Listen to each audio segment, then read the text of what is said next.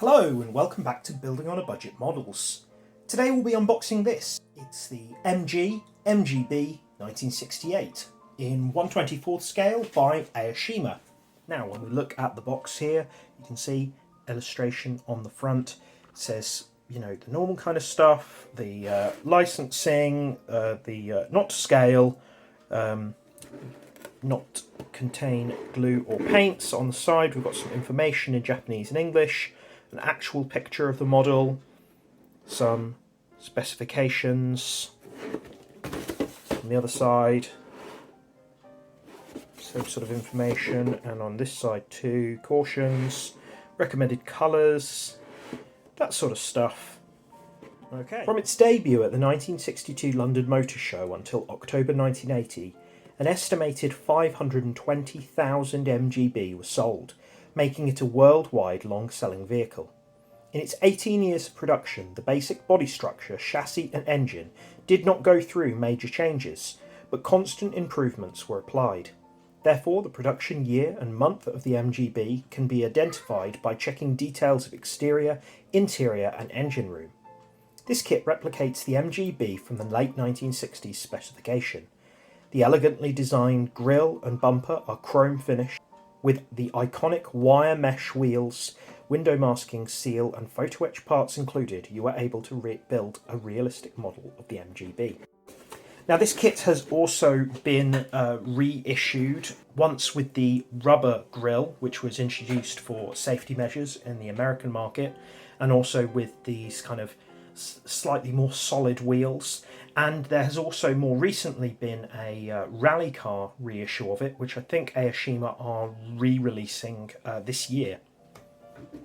Okay, let's open it up. Here we've got the instructions, a couple of sprues in there and rubber parts, chrome sprue, a small grey sprue, just one part on it, decals and other things, a clear sprue, and the bodywork. Okay, we'll look at the instructions first, as I normally would do.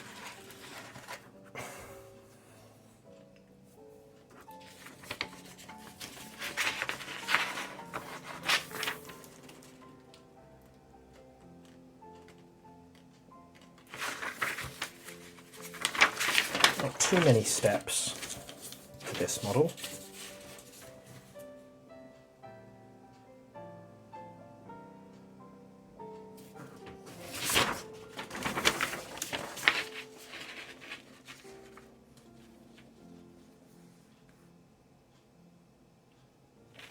And all there is on this back page is information about the parts. Where they're greyed out, those are pieces which you don't need.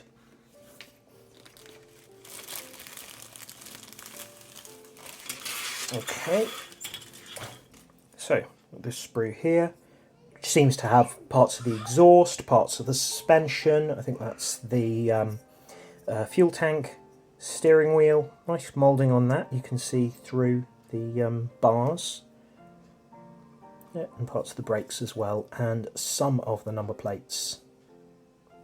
Okay, nice moulding, doesn't seem to be any flash on that. Then we've got the interior tub on this one. This comes only as right-hand drive. The door card's got a nice bit of detail on there with some little rivets, seats, and the seat back. That is the cover for the optional soft top. Then we've got the dashboard here. As I've said before, only right-hand drive on this one.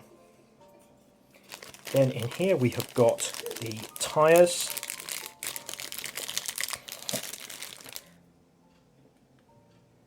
Tyres look pretty nice. They are Dunlop branded, which is a nice feature. And there are also some, there's polycaps and there are photo etch number plates, which are quite a nice feature. But these don't suit the UK style number plates. So if you're going to do this as a British car, you probably couldn't use these, which is a bit of a shame. But you could always repurpose them for a different kit if you wanted to, or you could use the Japanese ones or the MGB plates. Okay, then we've got these clear parts.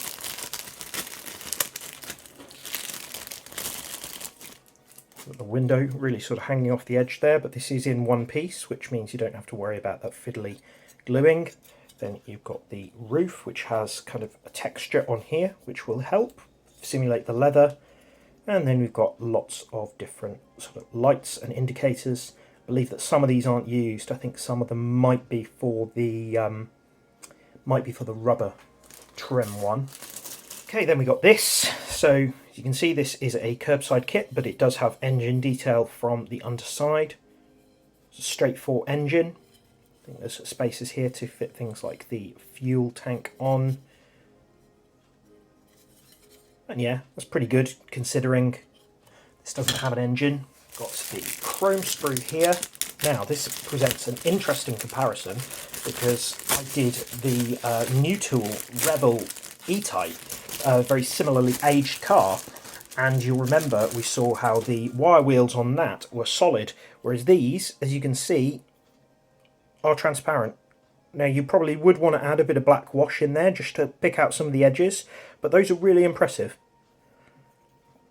So I like those a lot. Then we've got other things that goes on the bonnet. There's some mirror parts, headlights, these go around the tail lights, the bumpers. Annoyingly, the mold point is on the outside, so you'd have to get rid of the burr. And you've got these centre locking things, and then the grille, which, like we saw before, is transparent, which is a really nice feature. So that's one of the best chrome sprues I've seen. Okay, then we've got the decals and other things. Let's see what's in here. So here's the window mask. Now this is partly for the soft top, and also it's for the front window. Now I've had a look at this, and actually rather than to do a black rubber trim, this is actually to do the chrome. So you fix the front window and the side windows onto the outside of the window, and then you spray silver over that, which is a bit different, but yeah, that's nice. The decals, as you can see here, number plates in the sort of squat Japanese style, American style. Also got sort of British number plates. On here you've got tax discs, there's a little BMC rosette, and as well there are alternative badges on here to the photo etch, so if you didn't want to use the photo etch. So here is the photo etch. I have to put that up very close. Really nice detail on those. Obviously you have to paint some of them, but you can just about see the one on the far left, which is a little MGB writing, and then you've got 4 different badges there. Great. Then finally we've got the bodywork.